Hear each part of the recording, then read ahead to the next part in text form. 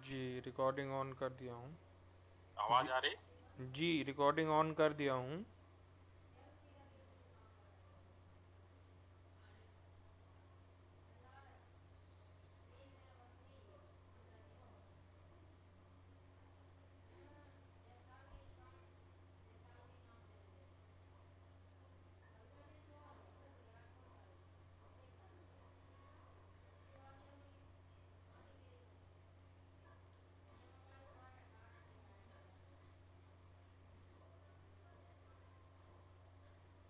किसी का कोई प्रश्न हो तो वो कर सकता है।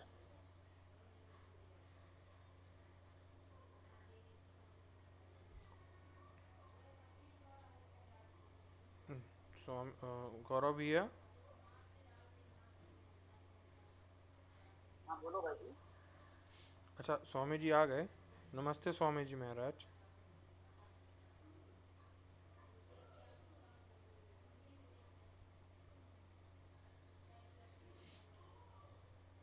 तो स्वामी जी, मेरा प्रश्न ये था कि कई लोग कहते हैं कि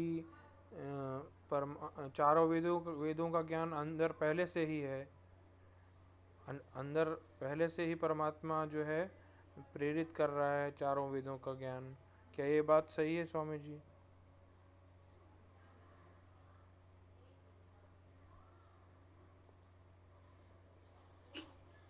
हाँ, हमने आपको बताया था कि शिव संकल्प सूक्त यजुर्वेद अध्याय 34 में ये कहा गया है कि आपके मन में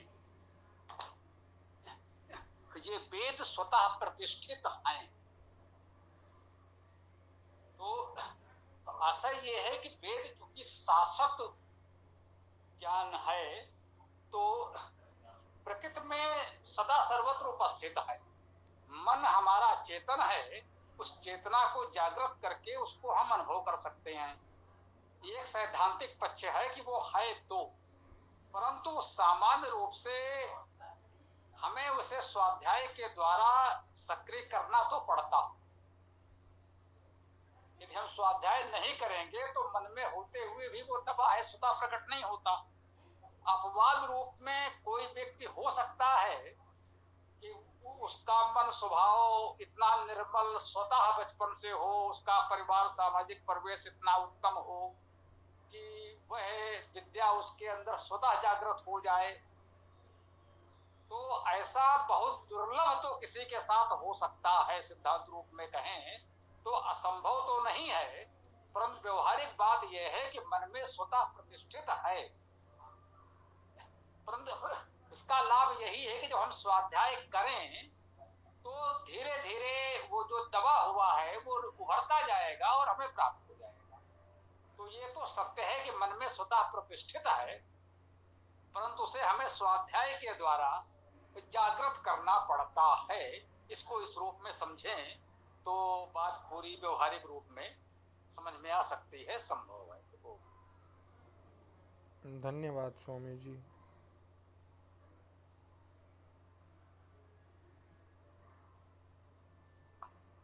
जी, किसी का कोई भी प्रश्न हो, ये प्रातःकालीन साप्ताहिक सत्र उन्मुक्त सत्र होता है, खुला मंच है। सनातन धर्म से संबंधित कोई भी प्रश्न कोई भी मित्र कर सकते हैं।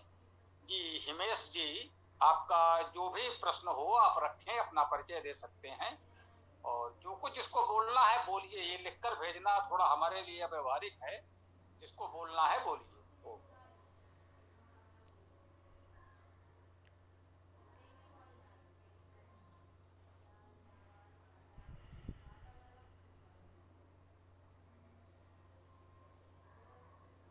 हाँ हिमेश जी बोलिए, अपना परिचय दीजिए। संभवतः आज आप जुड़ रहे हैं। सायंकालीन कक्षा 7:30 बजे प्रतिदिन होती है, आज भी होगी, परंतु यह रविवार के प्रातःकालीन विशेष सत्र होता है जिसमें हम कोई भी प्रश्न कर सकते हैं। बोलिए हिमेश जी, या जिनको भी बोलना है कृपया बोलिए।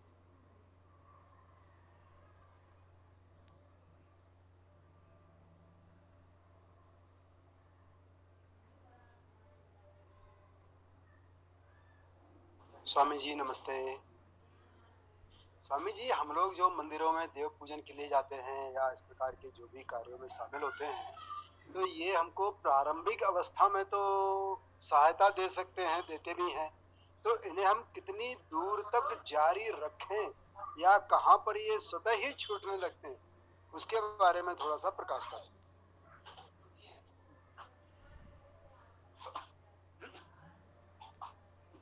यह तो सत्य है कि वैदिक काल में कोई मंदिर नहीं होता था, ये तो स्पष्ट है।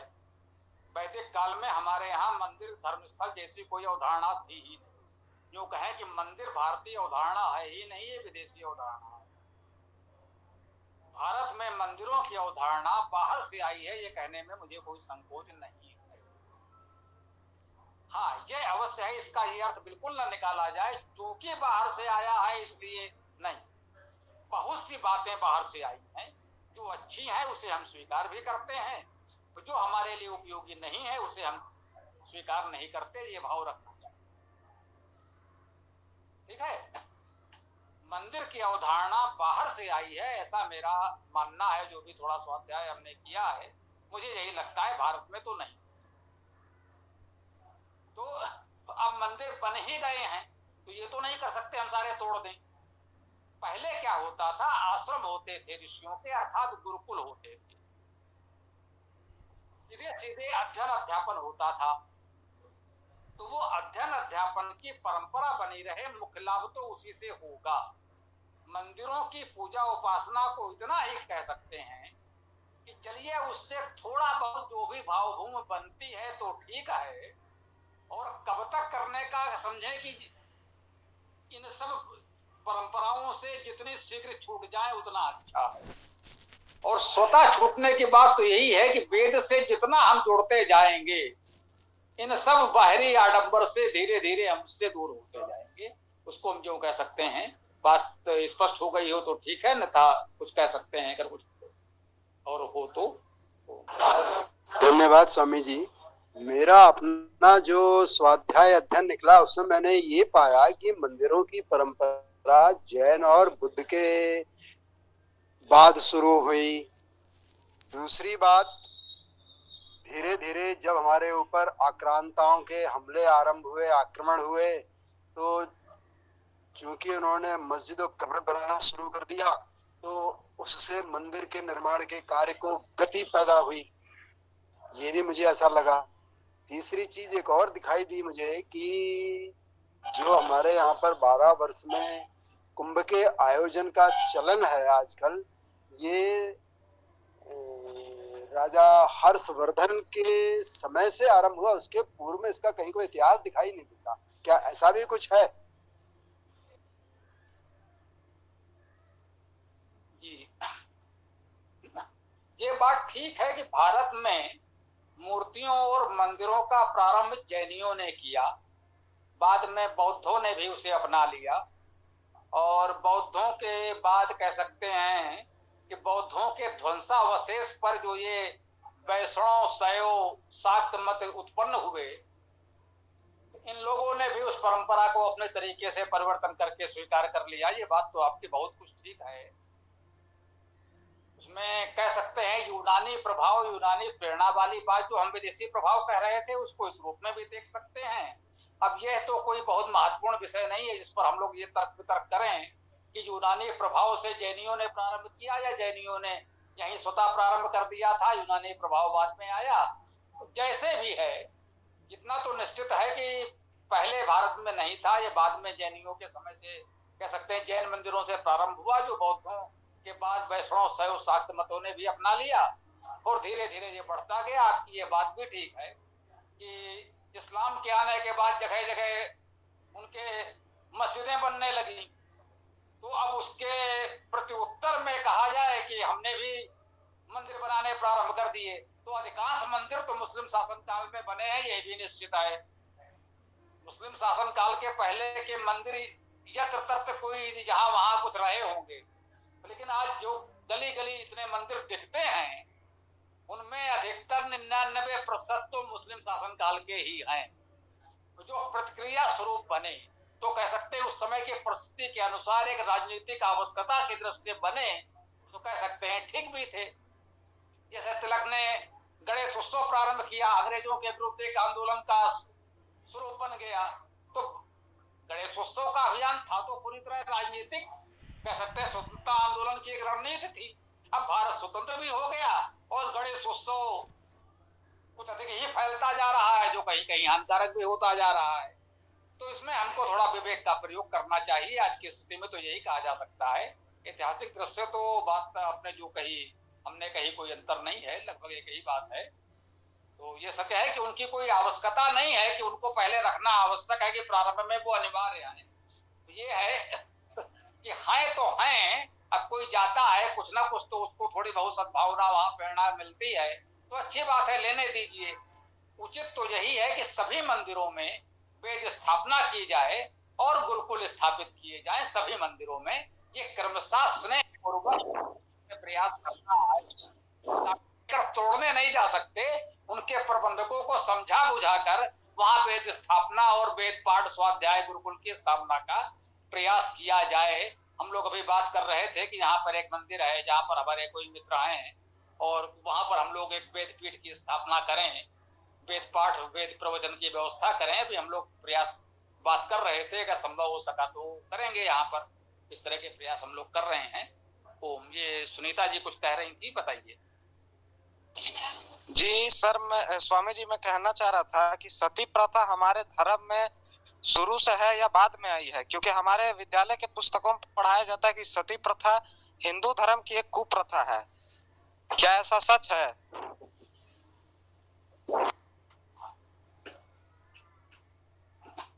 जी हाँ, सती प्रथा हिंदू धर्म की कुप्रथा है। वैदिक धर्म में इसका कोई लेना देना नहीं है। जैसा अभी मंदिर की बात हुई, वैदिक काल में, वैदिक भारत में, वैदिक समाज में कभी कोई मंदिर नहीं था, ये स्पष्ट हुआ। उसी प्रकार से सती प्रथा जैसी कोई भी प्रथा वैदिक समाज में कभी थी ही नहीं। इसका वैदिक धर्म, वैदिक संस्कृत, वैदिक समाज से कोई लेना देना नहीं है। हिंदुओं की कुप्रथा थी और वो समाप्त भी कर दी गई, बात समाप्त। इससे अधिक उसमें कुछ है ही नहीं। मतलब वैदिक सत्य सनातन वैदिक धर्म से इन कुप्रथाओं का कोई लेना देना नहीं है।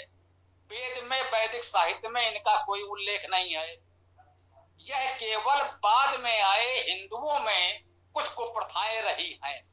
मैं कह रहा हूं बाद में आए हिंदुओं में। ये हिंदू भी एक प्रकार की विदेशी अवधारणा है। हिंदू शब्द भी विदेशी है। हिंदुओं की अधिकांश ये जो रूढ़ियां, परंपराएं, कुप्रथाएं हैं, ये सब वो अपने साथ कुछ लेकर आए होंगे। धीरे धीरे यहाँ घुल मिल गए और एक तरह से वो यहाँ के मुख्य धारा अपने आप को बताने लगे हैं। वो एक अलग विषय है। तो लेकिन वैदिक धर्म संस्कृत में, कहीं वैदिक साहित्य में इस प्रकार की कोई कुप्रथा नहीं मिलती है। ये बिल्कुल आप स्पष्ट रहें, निश्चिंत रहें, मैं आपको आश्वस्त करता हूँ। परंतु स्वामी जी, लेकिन हमारे विद्यालयों की पुस्तकों में वैदिक अध्याय के चैप्टर स्वामी जी आपकी अनुमति से कुछ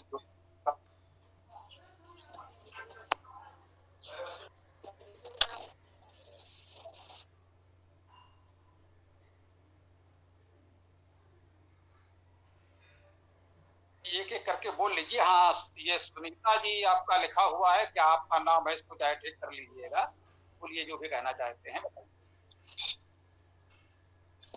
जी, लेकिन आप जो कह रहे हैं कि ये वैदिक काल में इसका कोई उल्लेख नहीं था, परंतु जब हमें विद्यालयों में पढ़ाया जाता है तो इसे वैदिक काल के अध्याय में जोड़कर पढ़ाया जाता है कि इसका जो प्रारंभ है वैदिक काल में ही हुआ था और ये एक वैदिक साहित्य की चीज है। तो क्या ये विद्यालयों में गलत पढ़ाया जा रहा है? जी, इन विद्यालयों में बहुत कुछ गलत पढ़ाया जा रहा है, इसीलिए विद्यालयों में वेद नहीं पढ़ाया जा रहा है। ये भी ध्यान दीजिएगा, कोई भी सरकार, किसी भी दल, किसी विचारधारा की सरकार हो, किसी भी स्थिति में वेद को विद्यालय में पढ़ाना नहीं चाहती। न पुरानी सरकार की पुरानी शिक्षा नीति में कहीं वेद था, न नई सरकार की नई शिक्षा नीति में कहीं वेद है। ये सब चाहते हैं कि वेद लोग न पढ़ें, क्योंकि जब लोग वेद को पढ़ लेंगे तो इन सब के ये आडंबर ढोंग समाप्त हो जाए। तो विद्यालयों में यदि ऐसा पढ़ाया जा रहा है तो बिल्कुल अनुचित है। यदि आप सक्षम हैं, जो भी सक्षम है, न्यायालय में याचिका करें कि ये विद्यालय में असत्य पढ़ाया जा रहा है, हमें कृपया वैदिक साहित्य में प्रमाण दिखाएं कि वहां वैदिक साहित्य में कहाँ लिखा है, किस वेद में, किस मंत्र में कहाँ लिखा है, हमको दिखाया जाए, इसको न्यायालय में चुनौती दी जाए। मेरे विचार से यही उपाय है, जो सक्षम है वो कर सकते हैं।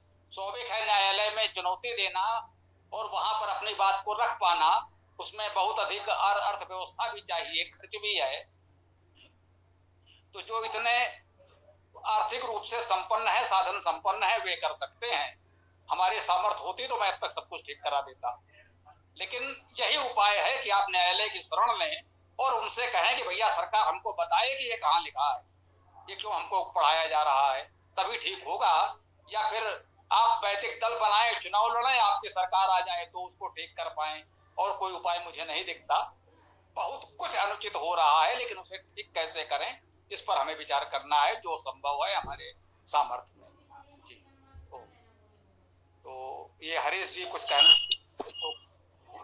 आचार्य जी, इसमें मैं इस बात को जोड़ना चाहता हूँ स्वामी जी कि जैसे अभी बात आई सती प्रथा की, उसी तरह से ये जो प्रथा है, बाल विवाह भी एक जुड़ी, ये सारी इन आक्रांताओं के आक्रमणों से अपने समाज को और अपने यहाँ की स्त्रियों बेटियों को बचाने के लिए इनको समय की आवश्यकता के अनुसार समाज ने स्वीकार किया। और उसी तरह से एक और प्रथा थी जिसको राजस्थान के अंदर जौहर का नाम दिया कि वो पति के पहले ही अग्नि में कूद जाया करती थी।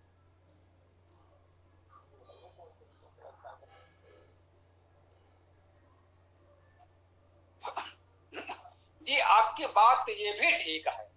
अब प्रश्न इसमें थोड़ा सा मैं जोड़ना चाहूंगा कि निश्चित रूप से हम लोग यही तो कह रहे हैं, जो वेद में है वो हमारा धर्म है, सर्वकालिक सत्य है, और परिस्थिति के अनुसार कुछ आपक धर्म हम स्वीकार करते हैं कि भाई इस कठिन परिस्थिति में ये उचित है।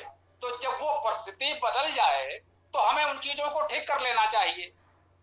यदि मध्यकाल के कठिन समय में हमने कुछ बातें ऐसी स्वीकार की जो वेद के अनुसार ठीक तो नहीं थी, पर उस परिस्थिति में कह सकते हैं हमारी व्यवस्था थी, अब व्यवस्था नहीं रही तो उससे छुटकारा पा लीजिए। लेकिन उन रूढ़ियों को आज भी हम ढोते रहें और उसका दोष आक्रमणकारियों को देते रहें, यह तो बुद्धिमानी नहीं है।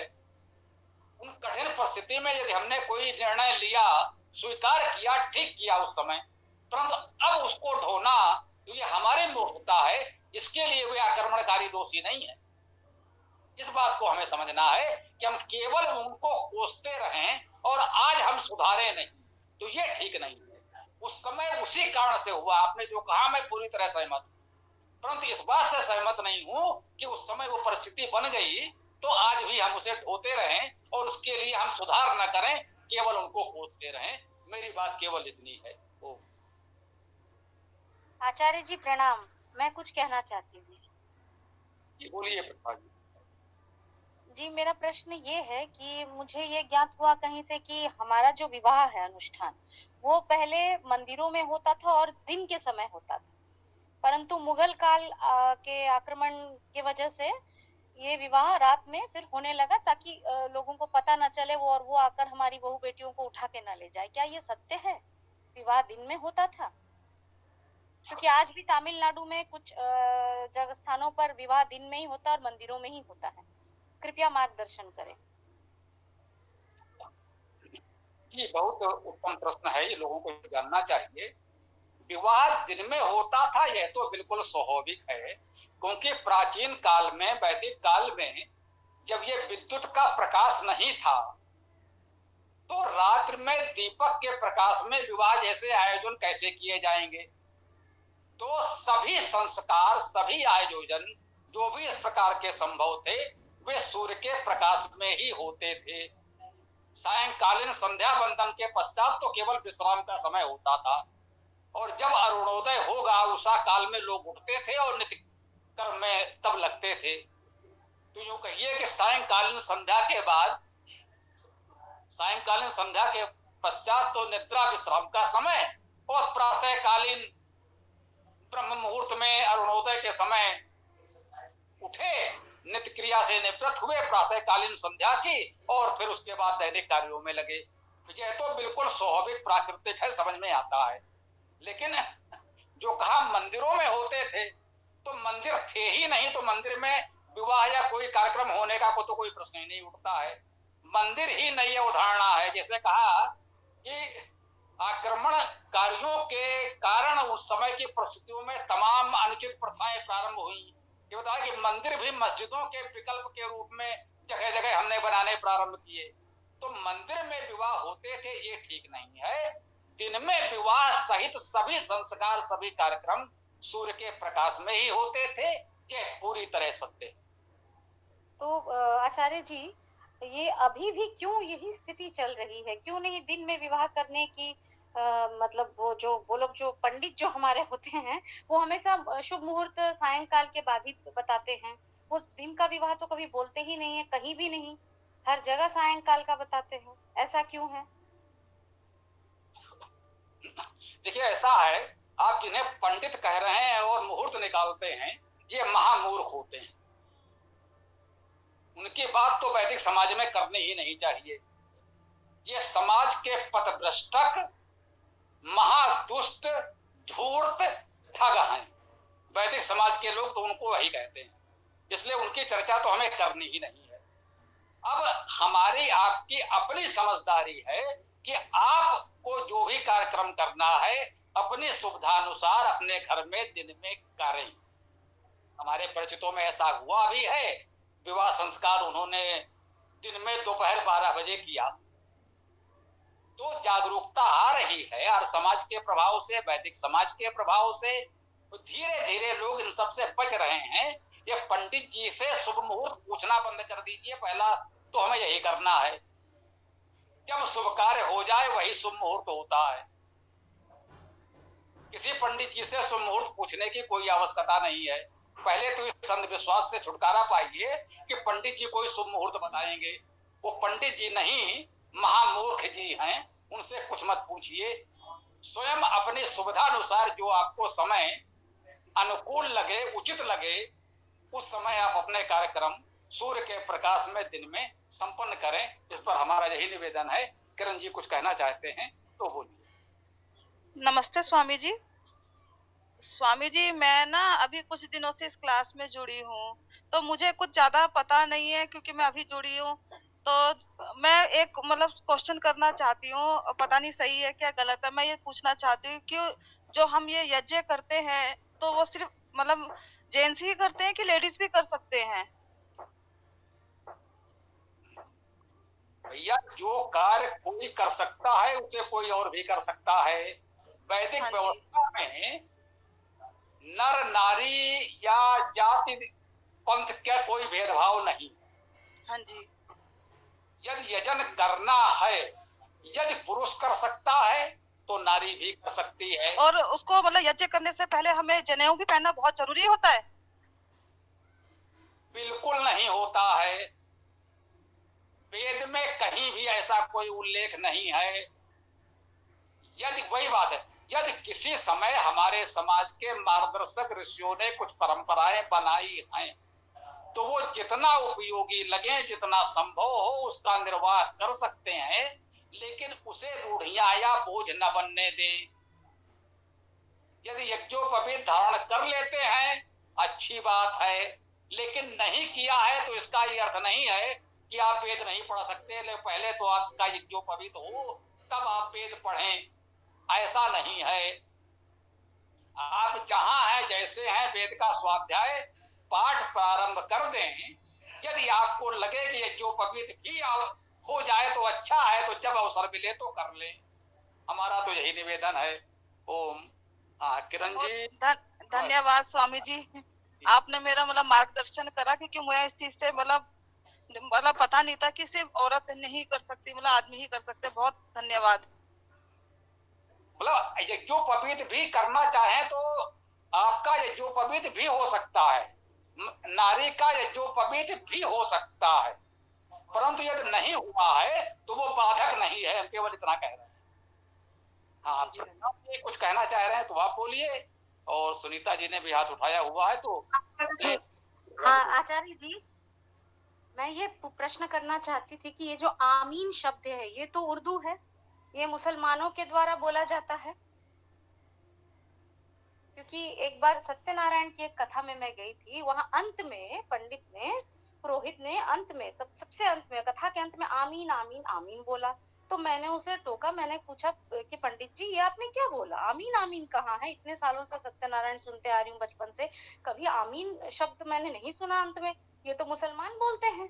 तो कहने लगा देखिए किताब में लिखा, मैं वही देख के पढ़ रहा हूँ। फिर मैंने वो किताब उठाया, वो बंगला में थी और मुझे थोड़ी बहुत बंगला आती, तो मैंने देखा अरे हाँ ये तो आमीन है। फिर एक बंगाली से भी पूछवाया कि मैंने सही पढ़ा कि नहीं, उसने कहा हाँ आमीन है। तो ये सब क्या चल रहा है हमारे देश में, मतलब क्या ये आमीन शब्द हमारा है? मैंने आज तक सुना नहीं, परंतु किताब में स्पष्ट लिखा था और वो बंगाल का था पुरोहित। जब मैंने आधार कार्ड मांगा मैंने देखा वो बंगाल का है।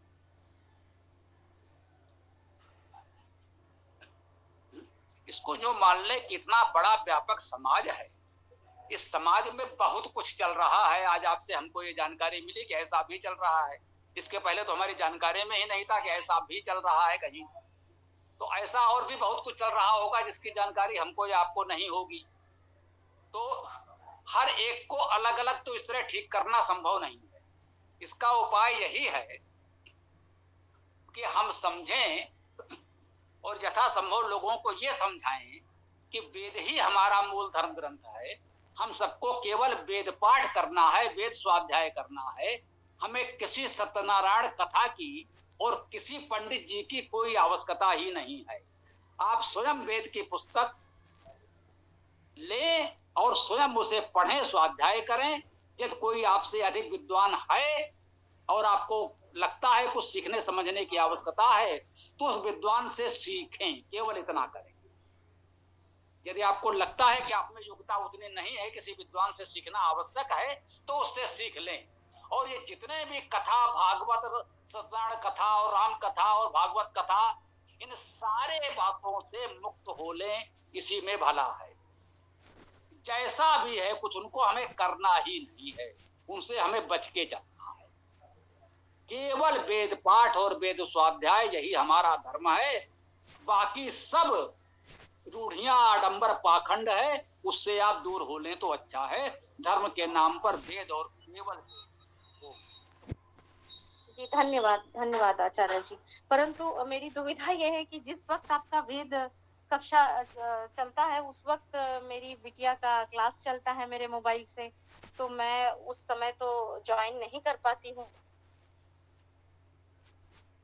कोई सुबह का समय ऐसा नहीं है जबकि वेद पढ़ाया जाता हो, ऐसा कोई समय अगर संभव हो तो। मैं शुरू से पढ़ना चाहती हूँ, वेदों का अध्ययन करना चाहती हूँ, बिल्कुल प्रारंभ से मैं इच्छुक हूँ। कृपया मार्गदर्शन करें।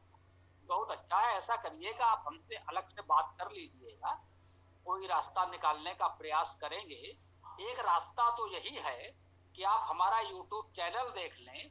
ये जो कक्षा चल रही है प्रारंभ से सारी कक्षा की रिकॉर्डिंग उसमें है, और इस कक्षा से पहले भी जो हमारी कक्षाएं चली हैं, मतलब उसमें लाइव होता था, यहाँ पर गोष्ठी जैसी होती थी, लोग आते थे और हम सामने वेद मंत्र व्याख्या प्रवचन करते थे, और उसकी भी रिकॉर्डिंग करके YouTube चैनल पे डाल दी गई है।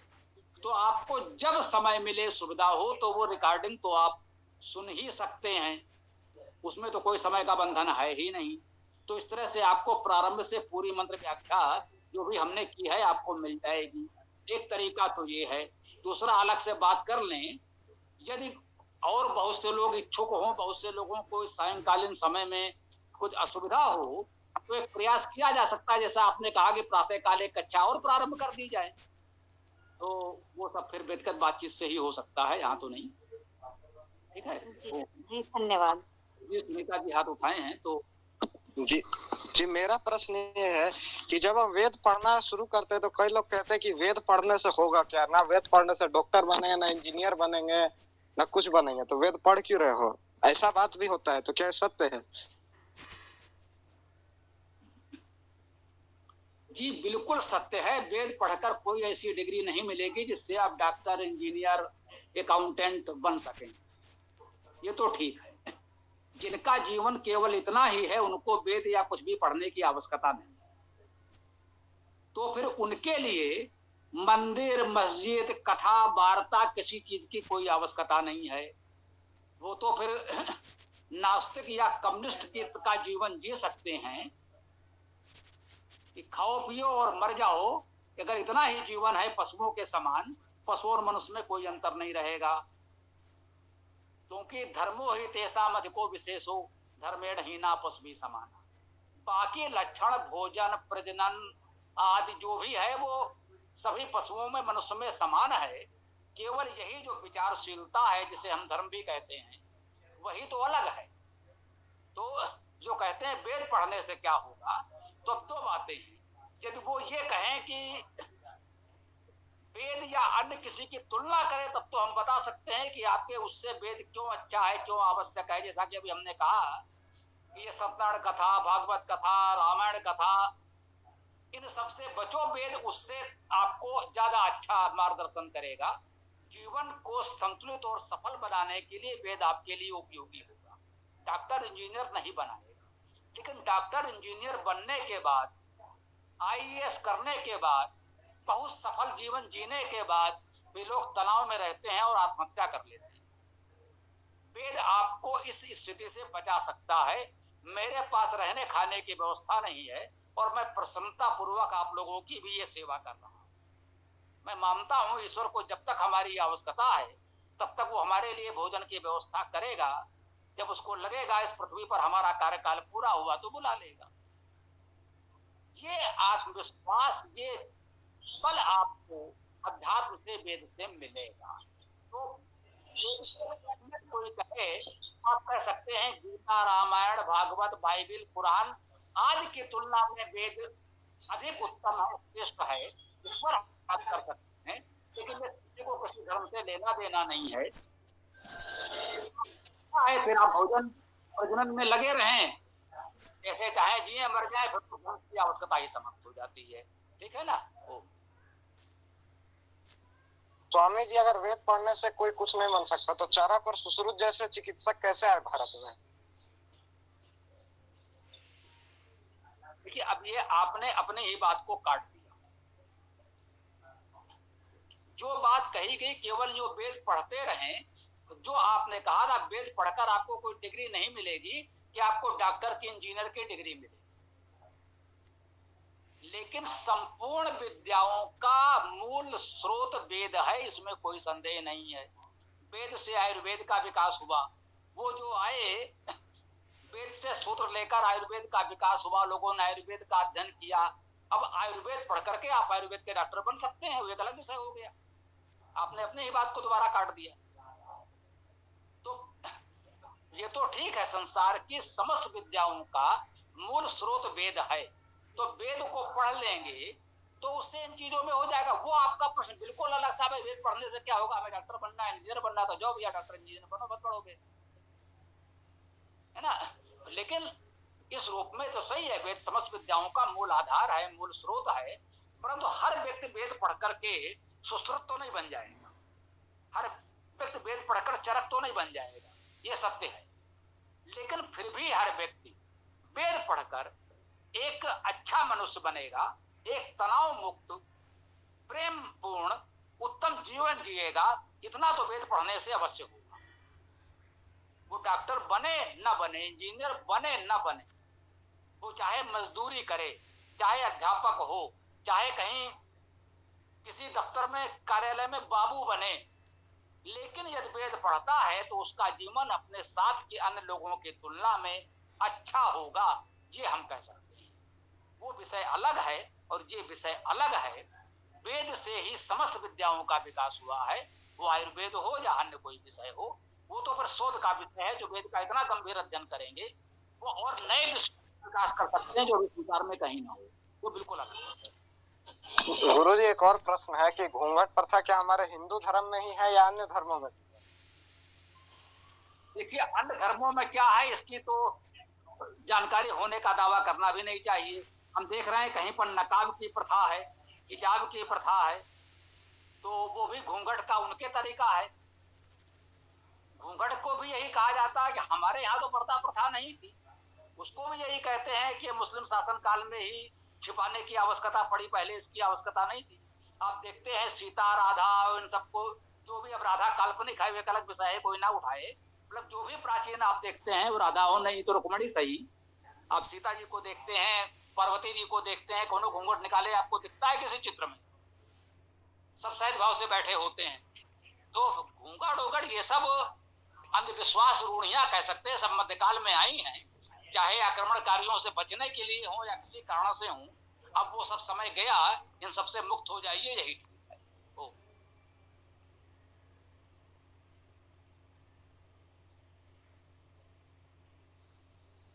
स्वामी जी इसमें थोड़ा, जैसा कि आपने कहा कि वेदों का पठन पाठन विद्यालयों में होना चाहिए, इसी विषय पर 2 वर्ष पूर्व मैंने सजेशन दिया था, सुझाव दिया था विद्यालय में, क्योंकि हम भी अंग्रेजी माध्यम से पढ़ के निकले, हमारी बेटियां भी। तो उस वक्त मैंने, क्योंकि यहाँ बहुत ज्यादा छात्र छात्राएं जो है वो आत्महत्या कर रहे थे डिप्रेशन तनाव में आके, पढ़ाई के प्रेशर में, तो मैंने ये सुझाव दिया था कि वेदों का स्टडी जो है, पढ़ाई शुरू कराया जाए। तो इस पर प्रिंसिपल साहिबा ने मुझसे पूछा कि इसका क्या औचित्य है, व्हाट इज द ऑथेंटिसिटी।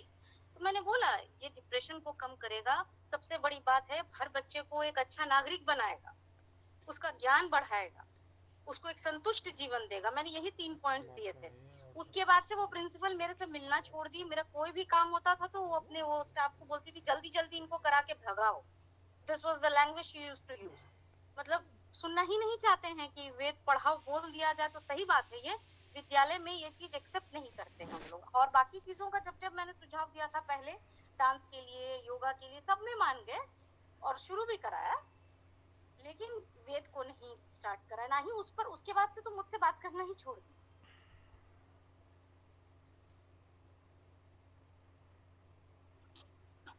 ये सत्य है। अभी एक बड़े चैनल ने हमारा साक्षात्कार किया, वो वीडियो हमने डाले हुए हैं, नहीं होगा तो दे देंगे। उन्होंने भी ये प्रश्न पूछा कि जब वेद इतना श्रेष्ठ है, सब कुछ है, तो वेद का प्रचार प्रसार लोगों में क्यों नहीं है? स्वामी जी आपको क्या लगता है? हमने कहा वेद का प्रचार रोकने के लिए बहुत प्रयास किया गया है, सत्ता बल और धन बल का उपयोग किया गया है, और वो अपने इस दुष्प्रयास में सफल रहे हैं। इस सफलता के लिए हम उनको बधाई दे सकते हैं।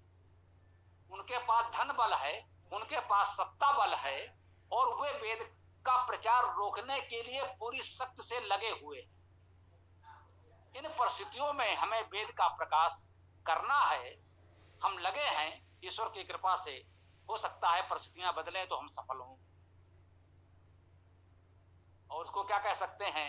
आप देखिए, किसी हिंदू मंदिर में वेद नहीं होता, विद्यालय तो की बात आप बाद में कर लीजिएगा। किसी हिंदू मंदिर में वेद नहीं होता, कोई हिंदू धर्माचार, कथावाचक, वेद पाठ, वेद प्रवचन, वेद व्याख्यान नहीं करता। किसी भी हिंदूवादी संगठन में कभी वेद पाठ का कोई कार्यक्रम नहीं होता। किसी भी हिंदू धार्मिक समारोह, कोई भी इनका सम्मेलन कार्यक्रम हो, कोई भी हिंदूवादी, इसमें सब कुछ होता है, बस वेद नहीं होता। इनसे वेद की बात करो तो बात करना छोड़ देते हैं। हमारे संपर्क में ऐसे बहुत से महान लोग हैं, हिंदूवादी संगठनों के बड़े बड़े पदाधिकारी हैं, सब कुछ करेंगे। जब उनसे कहा भैया थोड़ा वेद भी, तो बात करना छोड़ देते हैं। उनके पास और कोई विकल्प नहीं। वो नहीं चाहते हैं कि लोग पढ़ें। संभवतः इसमें उनकी एक रूढ़ी ये भी है कि महिलाएं वेद ना पढ़ें और शूद्र वेद ना पढ़ें, ये भी समस्या है उनके साथ।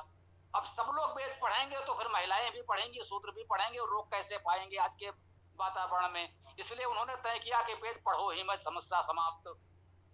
तो ये भी एक बड़ा कारण है वेद का प्रचार न होने का। आपको या हमको जो लोग रोकते हैं या बात करना बंद कर देते हैं, उसके पीछे ये भी कारण हो सकता है। आपने उनसे कहा वेद पढ़ाओ, उन्होंने कहा कि आप तो महिला हैं, वेद कैसे पढ़ाएंगे? ये समस्या भी हो सकता है उनके मन में, और भी कारण है। तो ठीक है, क्योंकि वेद यदि आ गए तो बाबागिरी की सारी दुकानें बंद, धर्म के नाम पर सारा धंधा बंद, सारे रूढ़ियां, अंधविश्वास के सारे तमाशे बंद, सारा जातिवाद समाप्त। मतलब इसको यूं कह लीजिए कि वेद आ गया तो बाबावाद और जातिवाद दोनों का अंत हो जाएगा। इसलिए जो लोग बाबावाद और जातिवाद को बनाए रखना चाहते हैं, वे वेद को सामने नहीं लाने देना चाहते, इसके लिए वो पूरी सख्त लगाए हुए हैं। ये सत्य है। वो स्वामी जी, मैं बड़े बड़े मस्जिदों में गया हूँ, चर्च में गया हूँ, मंदिरों में भी गया हूँ। मैंने किसी मस्जिद या चर्च में वीआईपी लाइन के लिए पैसा लेते लेकिन वहाँ 300-300, 500 के वीआईपी लाइन रहते, तो क्या ये सही बात है? जी हाँ, हिंदू जो है विशुद्ध व्यापारी कौम है। हिंदू समाज जो तथाकथित हिंदू है ना, ये विशुद्ध व्यापारी और लुटेरे हैं। हिंदू मंदिर लोगों को ठगने और लूटने के लिए ही बने हैं। अंधविश्वास फैलाओ, इस मंदिर में दर्शन करने से तुम्हारी सारी समस्याएं हल हो जाएंगी, अब दर्शन करने आओ तो इतना दक्षिणा चढ़ाओ, और किसी तरह से भीड़ बढ़ाओ तो वीआईपी लाइन लगाओ। वो केवल व्यापारिक स्थल है, कमाई के साधन है। कोई समझदार व्यक्ति मंदिर में नहीं जाता। मंदिर में समझदार केवल वो हैं जो मंदिर को चला रहे हैं और लोगों को ठग कर कमा रहे हैं। जो वहां जाते हैं, जिनको ठगा जा रहा है, कह सकता हूं वो मूर्ख है तभी जाते हैं। समझदार व्यक्ति कोई भी मंदिर कभी नहीं जाएगा। इसको जो समझ लें, हमें मंदिर की ओर देखना ही नहीं चाहिए। सारे के सारे मंदिर लूट और अपराध के अड्डे हैं, ये कहने में मुझे कोई संकोच नहीं है। स्वामी जी, अगर ऐसा हम अपने घर वालों कहते हैं या कहीं भी पारिवारिक जगह पे, तो वो हमें नास्तिक समझने लगते हैं, जबकि हम वैदिक होते हैं। ऐसा क्यों होता है? हमें उन्हें किस तरह समझाना है? भैया, प्यार से समझाने का प्रयास करें, जो समझ जाए तो ठीक, न तो न सही। आप समझ गए हैं, धीरे धीरे लोगों को समझाएं, धीरे धीरे वैदिक लोगों की संख्या बढ़ाएं। किसी आर्य समाज में, किसी आर्य समाज के कार्यक्रम में आपको ये वीआईपी वाला लफड़ा तो नहीं मिला होगा ना? कहीं आर्य समाज में जाने में वीआईपी लाइन नहीं लगी होगी ना? जी नहीं, कोई और जगह हिंदू मंदिरों में ही ये ज्यादातर दिखता है स्वामी जी। जी हाँ, हिंदू पूरी तरह लुटेरी लोगों के समाज है। लुटेरा समाज का नाम हिंदू है। हिंदू, मुस्लिम, सिख, ईसाई सब अवैदिक हैं, सब वेद विरोधी हैं। लेकिन हिंदू पूरी तरह लुटेरा समाज है जो अपनों को लूटता है। मुसलमान अगर दूसरों को लूटता है तो हिंदू अपनों को लूटता है। मुसलमान से आप बच सकते हैं, भैया ये मुसलमान है हमको लूटेगा, तो आप उससे दूर रह सकते हैं। हिंदू वो है जो अपनों को ही लूटता है।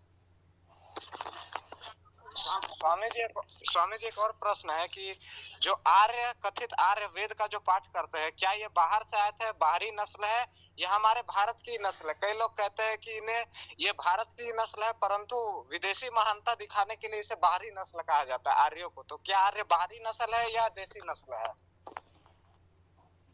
आर्य कोई नस्ल नहीं है। आर्य एक विचारधारा है। जो वेद को मानते हैं वे आर्य हैं। वे भारतीय हो, जापानी हो, चीनी हो, अमेरिकी हो, रूसी हो, कोई हो। वेद को नस्ल नहीं कहना चाहिए, मतलब आर्य को नस्ल नहीं कहना चाहिए। कहीं भी वैदिक साहित्य में आर्यों के नस्ल होने का उल्लेख नहीं है। किसी भी वैदिक साहित्य में आर्यों के बाहर से भारत में आने का उल्लेख नहीं है। वेद की रचना भारत में हुई और वेद को मानने वाले आर्य हैं। तो कह सकते हैं कि वैदिक संस्कृति, आर्य संस्कृति का मूल स्थान तो भारत है, परंतु जो हमारा सिद्धांत है वो है कृणवंतो विश्वमार्यम। हमें पूरे विश्व को आर्य बनाना है। आर्य कोई नस्ल नहीं है, आर्य एक विचारधारा है जो वेद को मूल मानती है। वेद को मूल आधार मानने वाले सभी लोग आर्य हैं। वे कहीं के रहने वाले हों और कोई भी हो, किसी भी जाति नस्ल के हों, वे सब आर्य हैं यदि वे वेद को मूल आधार मानते हैं तो।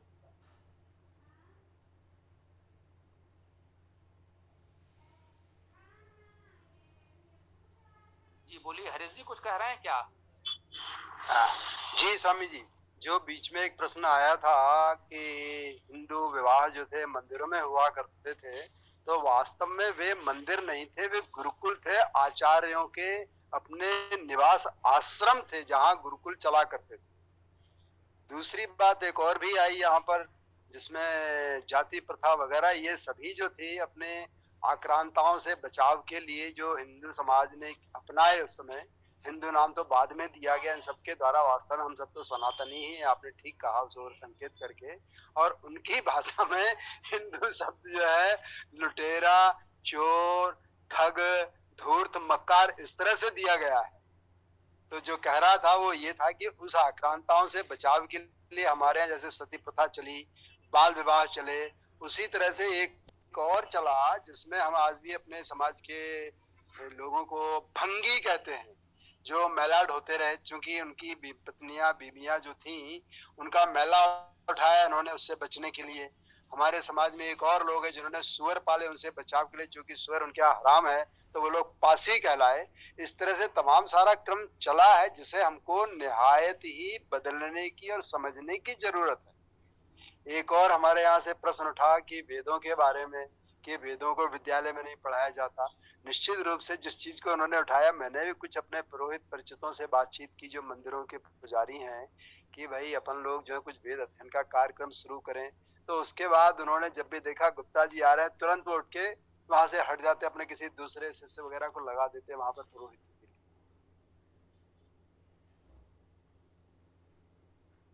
जी,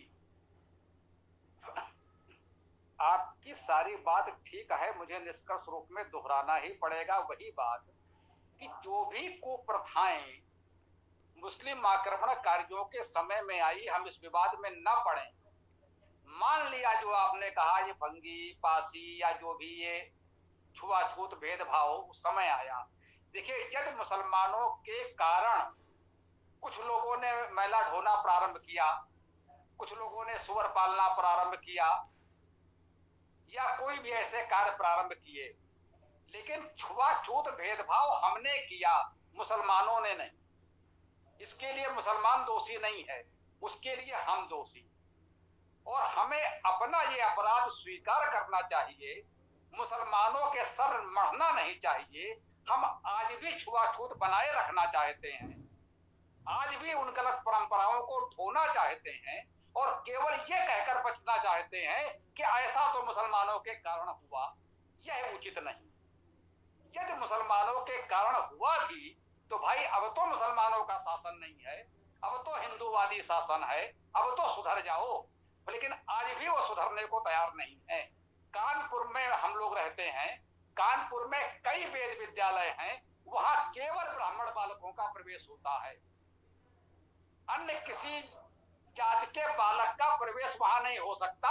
बालिकाओं का तो असंभव ही है, कोई विद्यालय नहीं है जहां बालिका का प्रवेश दिला सके वेद पढ़ाने के लिए।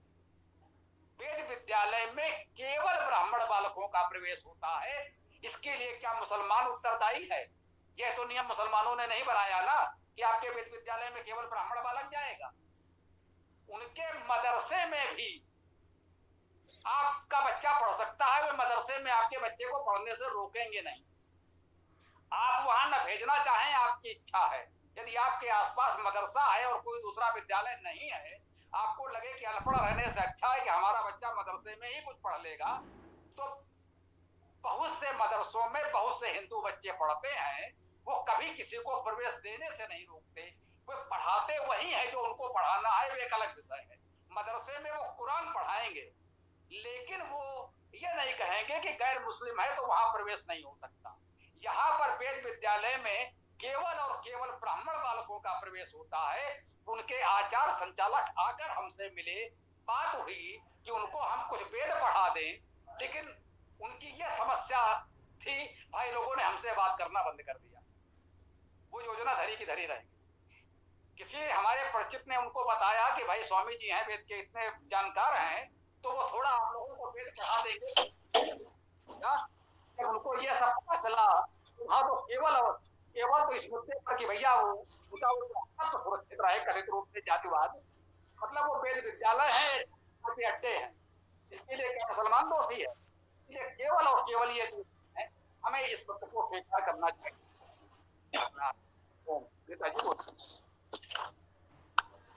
जी, मेरा प्रश्न है कि कभी कभी लोग पूछते हैं कि अगर तुम सनातनी हो तो सनातनी का अर्थ बताओ, सनातन होता क्या है? तो हम इसके बारे में क्या परिभाषा दे सकते हैं लोगों को, ताकि वो समझ जाए कि आखिर सनातन है क्या।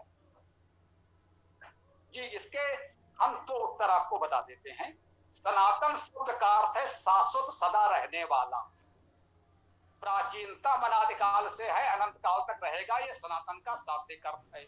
और व्यवहारिक रूप से आप ये कह सकते हैं कि जो वेद को मानने वाले हैं वे सनातन हैं, वैदिक हैं, आर्य हैं। ये तीन शब्द हैं, कुछ और शब्द भी हो सकते हैं, जो समझें। वेद को मानने वाले वैदिक हैं, उनको सनातन और आर्य भी कहा जाता है। इसकी यही परिभाषा स्पष्ट रूप से आप किसी को बता।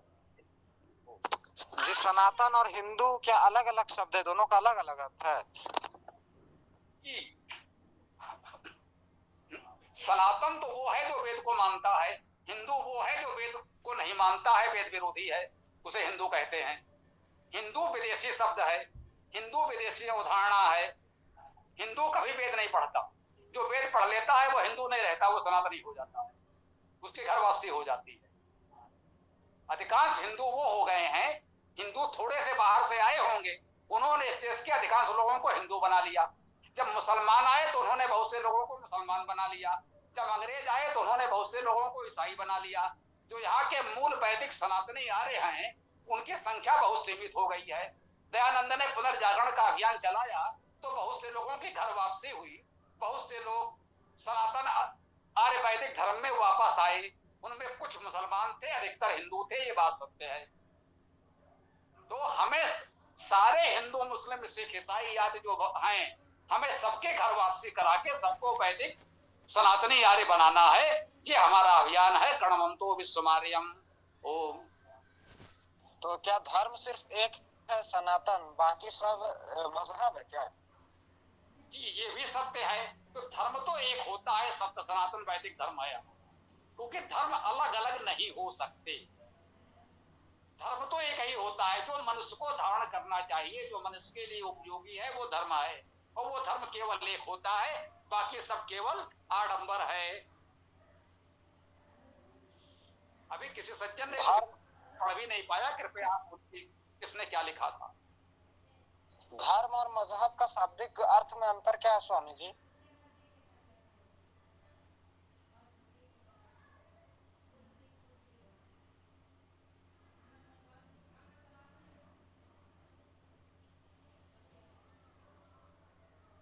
हेलो,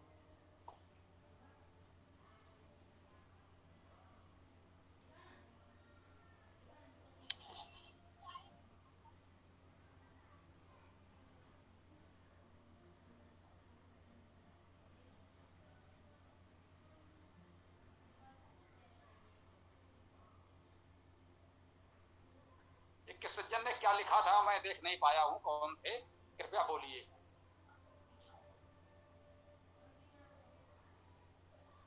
स्वामी जी सीताराम कुशवाहा जी ने लिखा है, स्वामी जी ये तो देखने को मिलता है कि जब से वेद की बात करना प्रारंभ किया है, लोग देखकर दूर भाग जाते हैं।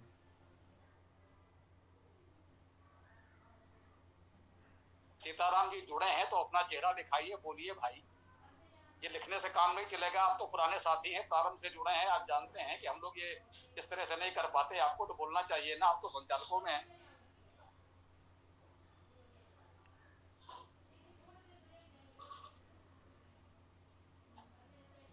जो समझिए, जैसे प्रकाश को देखकर अंधकार भाग जाता है, उसी तरह से वेद को देखकर ये पाखंडी भाग जाते हैं, और वो भागेंगे, उनको भागने दीजिए। चाहे जितना अंधेरा हो, आप जैसे ही दीपक प्रज्वलित करते हैं, अंधकार भाग जाता है। वैसे ही चाहे जितने बड़े पाखंडी हो, जैसे ही आप वेद की बात करेंगे, वे भाग खड़े होंगे। वे भगोड़े हैं, ऐसे ही भागेंगे। आप वेद का प्रकाश करते रहिए, ये भगोड़े भागते रहेंगे। ये चाहे जितने भगोड़े भागेश्वर हैं, ये भागते ही रहेंगे, इनका काम ही भागना है। आप निश्चिंत रहें, ये आपकी जीत है, ये आपकी विजय है कि जब हम वेद की बात करते हैं तो ये पाखंडी भागने लगते हैं। ओ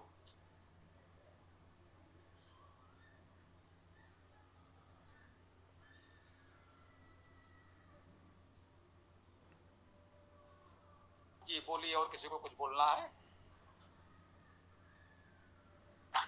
स्वामी जी, एक प्रश्न भी उठा था कि धर्म और मजहब में क्या अंतर है, थोड़ा स्पष्ट करें इसको। जी, तो धर्म शब्द को तो हमने स्पष्ट किया, जो कुछ धारण करते हैं वो धर्म है, और क्या धारण करना चाहिए उसका मूल स्रोत हमारा वेद है। वेद जो कुछ धारण करने के लिए कहता है उसको धारण करें, यही धर्म है। अब रह गई बात मजहब की, ये हमारा शब्द नहीं, अरबी भाषा का शब्द है संभव, तो ये अरबी भाषा बता सकते हैं, हम लोग कह सकते हैं वो कौन से संप्रदाय हैं।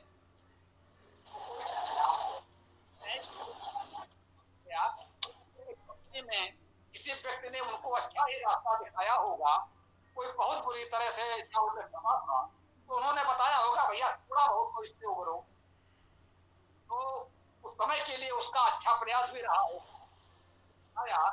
परंतु आज की परिस्थिति में उसने बहुत कहते हैं धर्म सार्वकालिक होता है, तो वैदिक काल में था, वो आज भी है, वो आगे भी रहेगा।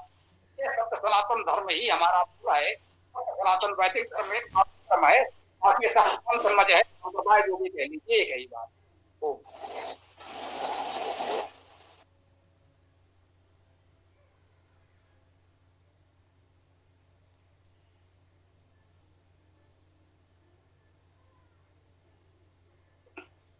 जी, किसी का कोई प्रश्न हो तो बताएं, या फिर हम लोग समापन की ओर बढ़ें। स्वामी जी, मेरा एक प्रश्न है कि कुछ लोग कि भारत पढ़ोगे तो उससे कोई सीख नहीं मिलने वाली, सिर्फ भाइयों से लड़ना सीखोगे, और एक प्रश्न और एक बोलते हैं लोग कि रामायण पढ़ोगे तो ज्यादा कुछ नहीं सीखोगे, घर वालों पे शक करना ही सीखोगे, बीवी पे शक करना सीखोगे। तो क्या ये लोगों की गलत बात नहीं है कि अच्छी चीजें किसी ग्रंथ की बताने के बजाय उसकी बुराइयों को गिनाते हैं? किसी ने आपको आज तक ये बताया कि वेद पढ़ोगे तो इसमें क्या नकारात्मक सीखोगे? हम कह रहे हैं वेद ही हमारा धर्म है, वेद पढ़ो, उसमें आप सदा अच्छा ही सीखेंगे। वेद में ऐसा कुछ नहीं है जो कह सके कि साहब वेद पढ़ोगे तो ये बुरा सीखोगे। अन्य ग्रंथों में क्या है, कहते हैं, हमें क्या लेना देना, जिसको जो अच्छा लगे ग्रहण कर ले, अच्छा ना लगे छोड़ दे। हमारा धर्म ग्रंथ एक और केवल एक है, और वो है वेद।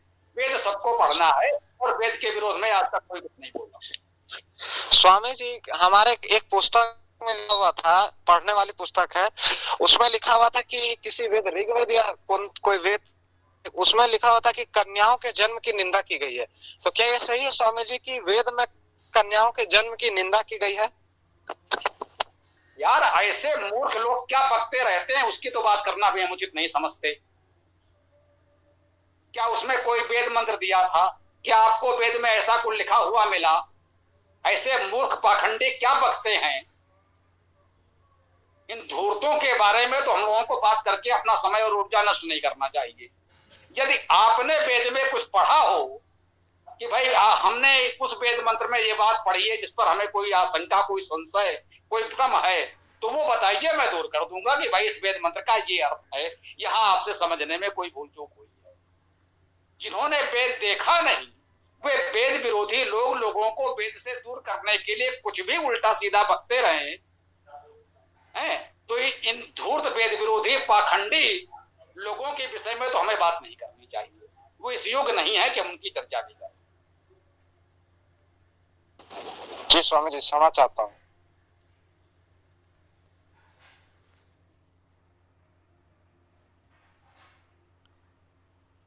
ये प्रतिभा सिंह जी ने भी कुछ लिख दिया, मैंने अभी बताया है भैया, ये पढ़ना हमारे बस की बात नहीं है। प्रतिभा जी बोलिए, आपको जो कुछ कहना है। जी जी, क्षमा चाहूंगी लिखने के लिए। दरअसल मैं बस आपको धन्यवाद जनाना चाहती थी। मेरी हिंदी उतनी सुदृढ़ नहीं है, I just try to you know, फिर भी हिंदी में ही लिखा है, लेकिन अंग्रेजी शब्द यूज किए हैं। मैं बस यही कहना चाह रही थी कि आप जो ये प्रयास कर रहे हैं वो अत्यंत प्रशंसनीय है, और ईश्वर की कृपा आप पर सदैव बनी रहे, ताकि आप हम सबका मार्गदर्शन करते रहे। धन्यवाद। हमें यही कहना है कि आप लोग शीघ्र से शीघ्र इस कार्य को संभाल लें, क्योंकि हमारा जीवन काल कितना शेष है कुछ कह नहीं सकते। आज हम हैं, कल नहीं हैं, तो यथाशीघ्र आप लोग दायित्व संभाल लें कि हमारे न रहने पर ये ज्योति जलती रहे, अब इस रूप में तैयार हो तो अधिक अच्छा है। अब हमारी यही अपेक्षा है कि शीघ्र से शीघ्र आप लोग दायित्व स्वयं संभालें, इस कार्य को आगे बढ़ाएं। हमारा साहित्य है, हो सके तो वेदायन मंगा लें। एक वेदायन पुस्तक चारों वेदों का लघु रूप है, उसे हम लोग लघु वेद के रूप में तैयार किए हैं, तो वेदायन मंगा लें, उसे पढ़ें तो बहुत कुछ मिल जाएगा। सारा वेद आपको केवल वेदायन में मिल जाएगा। अन्य साहित्य यदि आप में सामर्थ्य है तो मंगा सकते हैं। गौरव जी से राशि कितनी होगी और कहाँ से मंगाना है? ऐसा है, ये आप जिस लिंक से जुड़े हैं वो गौरव जी ने ही संभवता दिया है, तो आप गौरव जी से ही इस पे संपर्क। मुझे हरीश चंद्र गुप्ता जी ने ये जी, मुझे ये लिंक हरीश चंद्र गुप्ता की तरफ से आया था। कहाँ से भी आया था, उसमें गौरव जी का नंबर अवश्य होगा, क्योंकि ये लिंक गौरव जी ही क्रिएट करते हैं, फॉरवर्ड उन्होंने कर दिया होगा। तो गौरव जी ये पूरी व्यवस्था देखते हैं, वो आपको बता देंगे। उस लिंक में देखिएगा, गौरव जी का नंबर होगा। जी धन्यवाद। हो सकता है गौरव जी का तो होगा ही। ऐसा करिएगा, या तो आप अपना नंबर वगैरह व्हाट्सएप कर दीजिएगा, तो आपको और भी पुस्तक सूची वगैरह जानकारी भेज देंगे गौरव जी, और उसमें बहुत कुछ दिया हुआ है। लिंक को पूरा आप पढ़ेंगे तो बहुत जानकारी उसमें, ठीक है। लिंक में पर्याप्त जानकारी दी जाती है, तो उससे आपकी बात हो जाएगी। जी धन्यवाद। तो बात पूरी हो गई हो तो हम लोग समापन की ओर बढ़े। समय तो हो गया, आज बहुत अच्छी चर्चा हुई। फिर भी यदि किसी के मन में कोई महत्वपूर्ण प्रश्न है तो नहीं, हम ले सकते। स्वामी जी प्रणाम। मैं तो वैदिक परिवार से हूँ। मेरे परिवार में तो जब भी कन्या पैदा हुई तो बहुत हर्ष और उल्लास मनाया गया। मेरे खुद जब मैं पैदा हुई तो हमारे घर में बहुत हर्ष का माहौल था। और अभी अभी हमने जो सुना कि कन्याओं के कहने पे उल्लास नहीं मनाया जाता, तो ये हमको गलत धारणाएं लगती हैं। हमारे तो पूरे परिवार में जब भी कन्या पैदा होती है हर्ष और उल्लास का माहौल होता है और बहुत मिठाइयाँ बांटी जाती हैं। हम बहुत खुश हैं कि हम ऐसे वैदिक परिवार में पैदा हुए हैं। इस पर मैं कुछ कहना चाहूंगी आपको। देखिए हमारा परिवार भी वैसा ही है। कन्याओं के जन्म पर बहुत हर्षोल्लास मनाते हैं, उतना ही पुत्र के भी जन्म पर। यहाँ कोई भेदभाव नहीं, परंतु ये सत्य है, ये गलत नहीं है अवधारणा। ऐसे बहुत से जगह है भारतवर्ष में जहाँ कन्याओं के होने पर सच में मातम मनाते हैं। लोग पसंद नहीं करते हैं कि बेटी आ गई, कारण कुछ भी हो, बहुत से कारण है। तो ये सत्य है, ये भी झूठ नहीं है, इसको हम झूठला नहीं सकते हैं। हमारा सौभाग्य है कि हम लोग ऐसे जगह जन्मे हैं, वो अलग बात है।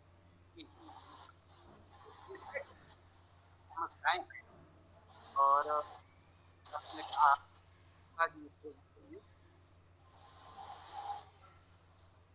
स्वामी जी एक प्रश्न और था।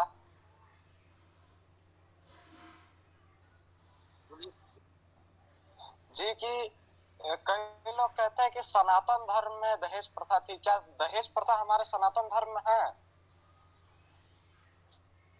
सनातन धर्म में तो नहीं है, हिंदू धर्म में होगी तो बनी रहे, हमें कोई लेना देना नहीं। बस मुख्य बात की समझ लीजिए, जितनी भी अनुचित परंपराएं हैं ये सब हिंदुओं की बीमारी है। सत्य सनातन वैदिक धर्म में ऐसा कहीं कुछ नहीं। सत्य सनातन वैदिक धर्म वही मानेगा जो वेद में हो, और वेद में ऐसी कोई परंपरा नहीं है। ये सब हिंदुओं की बीमारियां हैं। वो चाहे जहां से लाए, मुसलमानों से नकल करके लाए या मुसलमानों से बचने के लिए लाए, मुसलमानों की प्रतिक्रिया स्वरूप लाए, ये हिंदू जाने। हम इतना कह सकते हैं, सत्य सनातन धर्म में, जो सत्य सनातन वैदिक धर्म में है, उसमें कोई भी ऐसी अनुचित रूढ़ियां परंपराएं नहीं है। वेद में ऐसा कुछ नहीं है। तो ये बात स्पष्ट है। जिससे भी आपने कहा कन्या की बात और पुत्र की बात, तो मुझे ध्यान आया, मैं कहना चाहता था थोड़ा सा कि मेरी सबसे बड़ी बहन जब देश स्वतंत्र हुआ, जब देश को स्वतंत्रता प्राप्त हुई, गांधी जी के साथी हमारे पिताजी भी उनके कार्यकर्ता थे, उसी समय हमारी सबसे बड़ी बहन का जन्म हुआ और उसका नाम विजय लक्ष्मी रखा था।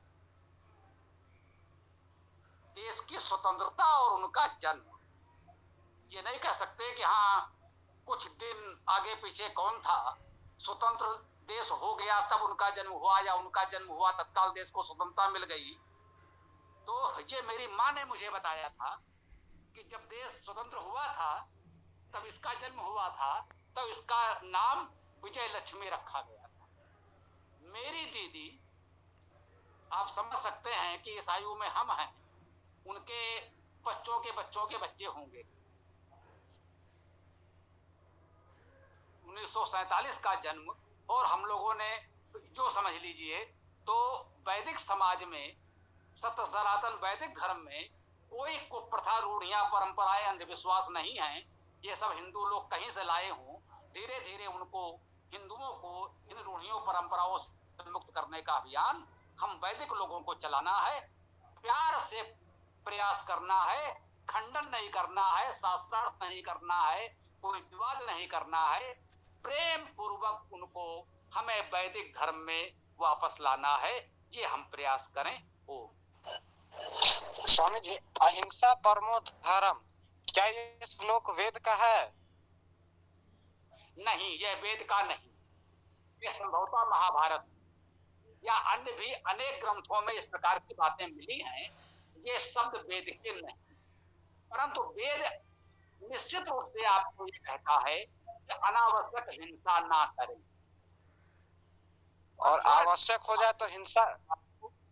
अध्वर का अर्थ होता है अहिंसक। जो हमारा होगा वो अध्वर अर्थात अहिंसक होगा। अहिंसा परमो धर्म का महत्व है। तो स्वामी जी, क्या धर्म की रक्षा के लिए हिंसा जो बोला आधा बोला, ये पूरा होगा। अहिंसा परमो धर्मः, धर्म हिंसा तथैव च। यदि धर्म की रक्षा के लिए हिंसा करना पड़े तो वो उचित है। ये दूसरा पाठ है जो लोगों को, अधिकतर लोगों को पता ही नहीं। उन्हें सिर्फ इतना ही पता है कि अहिंसा परमो धर्म, परंतु पूरा जो है वो ये है कि अहिंसा परमो धर्म, धर्म हिंसा तथैव च। जी, इस पर मैं थोड़ा सा प्रतिभा जी आपको कहना चाहूंगा कि अहिंसा परमो धर्मा, धर्म हिंसा तथैव च, ये कहीं नहीं है। क्या आपने इसे महाभारत या किसी अन्य ग्रंथ में पढ़ा है या केवल व्हाट्सएप पर देखा? ध्यान दीजिएगा, स्पष्ट धर्म हिंसा तथैव च, ये पाठ किसी ग्रंथ में नहीं है संभवतः। यदि आपको किसी ग्रंथ में मिला हो तो वो हमें अवश्य भेजिएगा। एक मतलब मैं केवल शब्दों की बात कर रहा हूं।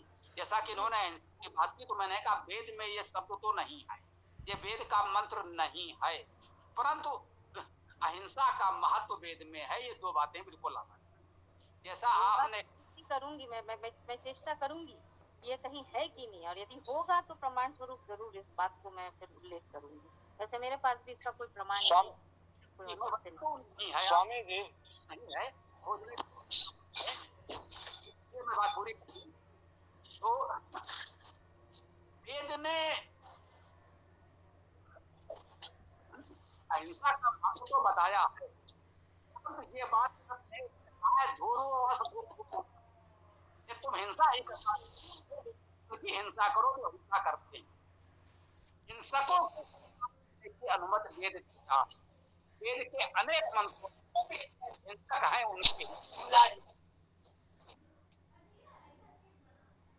अहिंसा महत्वपूर्ण है, पालन करना है, परंतु जो हिंसक हैं उनकी हिंसा कर सकते हैं, क्योंकि एक हिंसक को मारने से अनेक लोगों के जीवन की रक्षा होती है। इसकी अनुमति वेद ने हमको दी है, ये सत्य है। ओ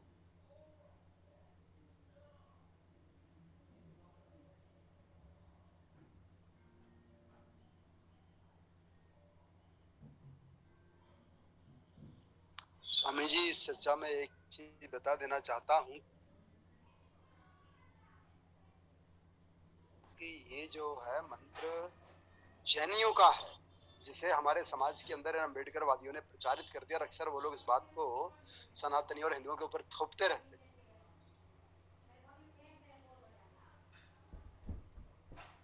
और कोई बात किसी की है? स्वामी जी, मैंने वैशेषिक दर्शन में कहीं पढ़ा था कि दुष्टम हिंसायाम, हिंसा में प्रवृत्त को दुष्ट जानो।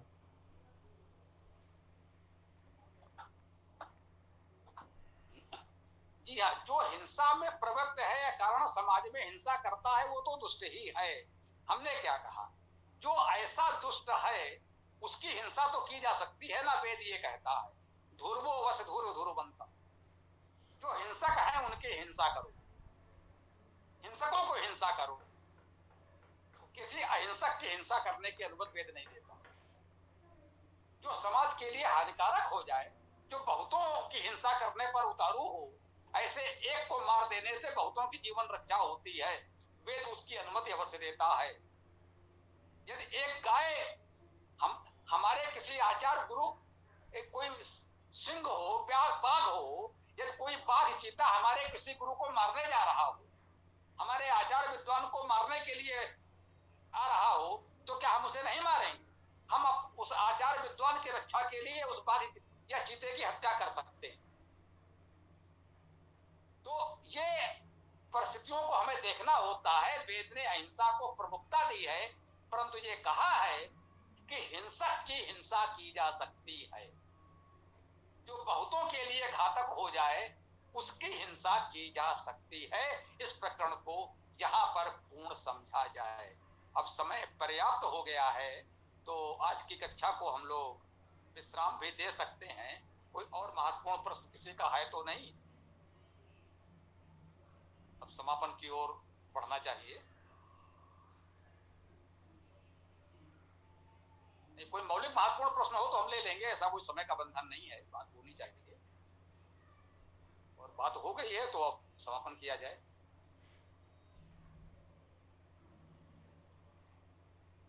बोलिए, किसी को कहना है तो बोलिए, अन्यथा फिर हम समापन करें।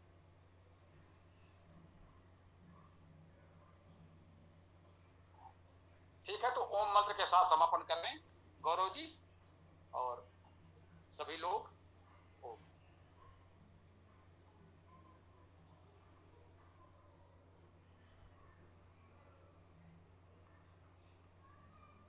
हाँ, ओम मंत्र बोलिए, समापन करिए।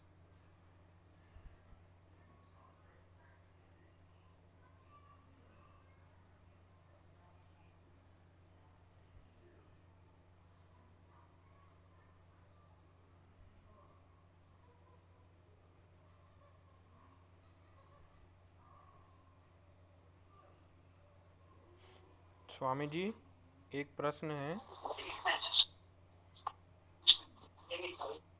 बोलिए बोलिए। स्वामी जी, अथर्ववेद कांड 5 सूक्त 14, ये कृत्या सूक्त है, कृत्या दूषण सूक्त। यहाँ पे कहा गया है कि जो कृत्या करता है अर्थात हिंसा प्रयोग करता है, वो उसके प्रति भी वैसा ही प्रयोग किया जाए। तो इसका मतलब मैं क्या सही ले रहा हूँ? मैं ये सोचता हूँ कि जो कृत्य है, हिंसा क्रिया है, वो उसके प्रति वापस जाती ही है, मतलब वो होती ही है, हमको करने की ज़रूरत नहीं है। ये वाला एक सही है या फिर दूसरा, उसको हम वापस कराएं, मतलब हम अपनी सख्त हाथों से उसको वापस कराएं, ये वाला सही है? इन दोनों में से कौन सा सही है स्वामी जी? कुल मिलाकर हिंसा की हिंसा की जा सकती है, निष्कर्ष इतना ही है। ये बात यहीं पूर्ण होती है। और अब आज के इस सत्र को समापन दें। जी स्वामी जी, ठीक है।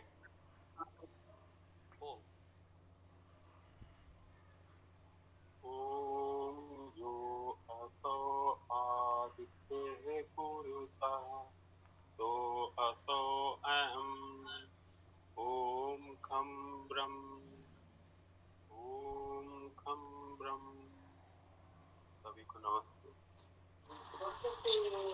ओम यो असो आदित्य पुरुषः सो असो अहम ओम खम ब्रह्म ओम खम ब्रह्म।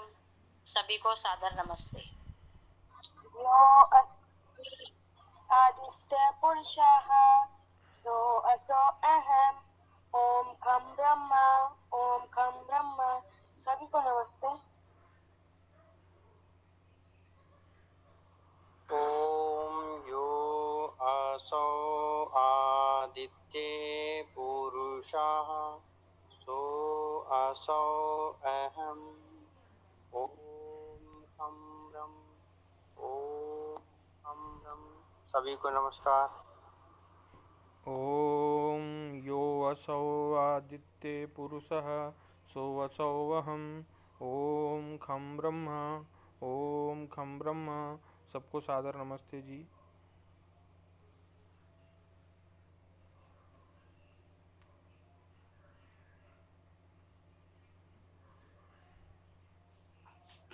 ठीक है, अब हम लोग सायंकालीन कक्षा में सायंकाल 7:30 बजे पुनः मिलते हैं। तब तक के लिए स्वस्ति, कल्याण मस्तु। ओम नमस्ते, ओम